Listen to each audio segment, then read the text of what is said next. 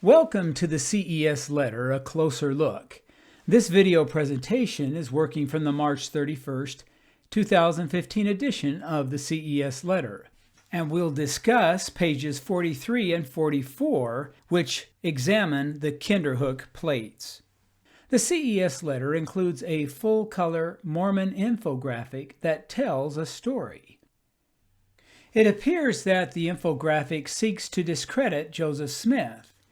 In 1843, at a town called Kinderhook, Illinois, a set of 6 double-sided brass-looking plates were dug out of the ground and eventually brought to Joseph Smith for his assessment.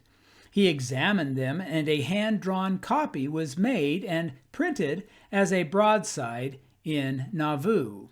Years later, the History of the Church provided a description which is reproduced on the graphic. I insert facsimiles of the 6 brass plates found near Kinderhook. I have translated a portion of them and find they contain the history of the person with whom they were found. He was a descendant of Ham through the loins of Pharaoh, king of Egypt, and that he received his kingdom from the ruler of heaven and earth. A few decades ago, the plates were analyzed and found to be fakes. With that knowledge, the author of the infographic confidently declares, Joseph couldn't discern the fraud. The LDS Church now concedes it's a hoax. What does that tell us about Joseph Smith's gift of translation? The author of the CES Letter goes even further, writing, Joseph Smith made a claim that he could translate ancient documents. This is a testable claim. He failed the test with the Kinderhook plates. On page 63, he complains that Joseph was duped with the Kinderhook plates, thinking that the 19th century fake plates were a legitimate record of the descendant of Ham. And later, on page 81, he protests, I'm now supposed to believe that Joseph has the credibility of translating ancient records when the Book of Abraham and the Kinderhook plates destroy this claim. The CES Letter is not the only critical publication that expresses concerns about the Kinderhook plates, but as we shall see, this criticism seems to be losing steam. The fact that Joseph Smith assumed the Kinderhook plates were a genuine ancient record supports that he believed buried metal plates truly existed, as one would expect if he had found such a record himself.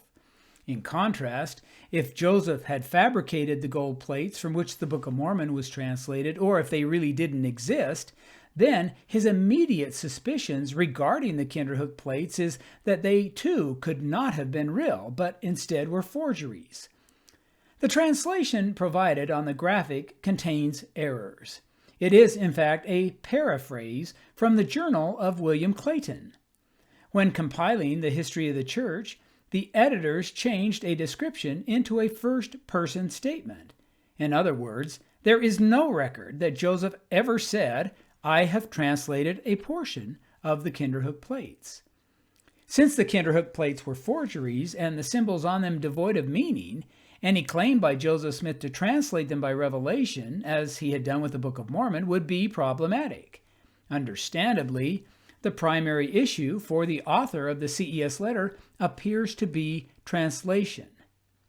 The problem for the CES Letter is that it assumes that translating by revelation was the only way Joseph Smith could have approached an ancient record. But this is a false assumption. Joseph Smith was interested in languages and hired Joshua Sachs to teach Hebrew in Kirtland, Ohio between January 26 and March 29, 1836. When working with the Egyptian papyri, Joseph and his colleagues filled a notebook with symbols and apparent definitions to assist with understanding. The book was called The Grammar and Alphabet of the Egyptian Language, or Egyptian Alphabet. Is there any evidence that Joseph used this notebook and its contents when working with the Kinderhook plates? The answer is yes. On May 7, 1843, a group of men approached Joseph Smith in Nauvoo and were shown the Kinderhook plates.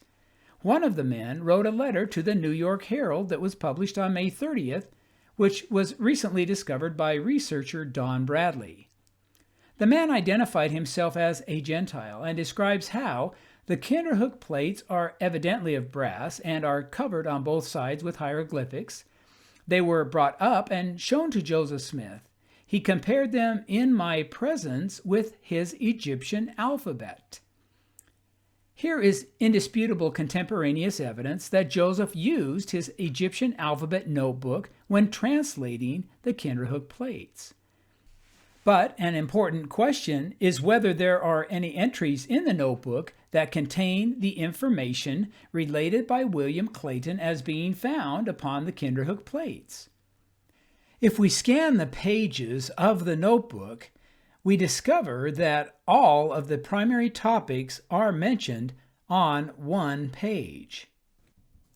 In fact, the fourth page of handwriting includes all of the topics mentioned by Clayton, the first line of which refers to a descendant of Ham, which is located in an entry in the middle of the page.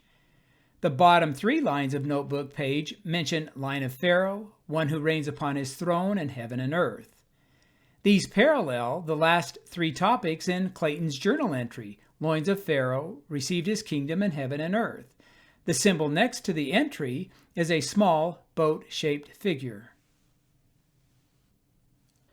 It is impossible to know if it is indeed meant to represent a boat, but the question is whether there is any symbol on the plates that resembles it. In fact, there is a prominent symbol that looks like a boat, but it has additional lines. When those lines are removed, there is a resemblance. So, what does Joseph Smith's experience with the Kinderhook plates tell us about his gift of translation when compared to the Book of Mormon? Well, there appears to be several important differences. There is no manuscript of translation of the Kinderhook plates, only the paraphrased comment from William Clayton. In Clayton's journal entry, only 27 words comprise the entire translation. Of course, the Kinderhook plates translation was never published because there was nothing to print. Joseph Smith reported using a seer stone to translate the Book of Mormon, but the Egyptian alphabet notebook was the instrument used in creating the comments recorded by Clayton. A scribe was present for the Book of Mormon translating process, but nothing similar for the Kinderhook plates. The translation methodology was also different. Joseph reported that the Book of Mormon was translated by the gift and power of God, but the Kinderhook plates translation came from comparing symbols. The text that Joseph translated from this portion, what Clayton calls a portion of the Kinderhook plates, can be derived from a single character. So that portion that he's describing is probably just a single character. Single character definition near the beginning of the grammar and alphabet of the Egyptian language. Substantially the same character appears on the Kinderhook plates as one of their most prominent characters.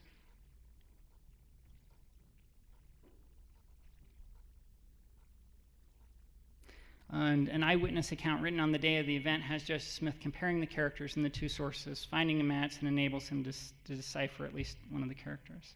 So a larger conclusion that we can draw is that we've got both a smoking gun, the Gale that he uses to translate, and we've got an eyewitness. We know exactly how Joseph Smith attempted to translate from the Kinderhook plates and obtain the content that Clayton says he did.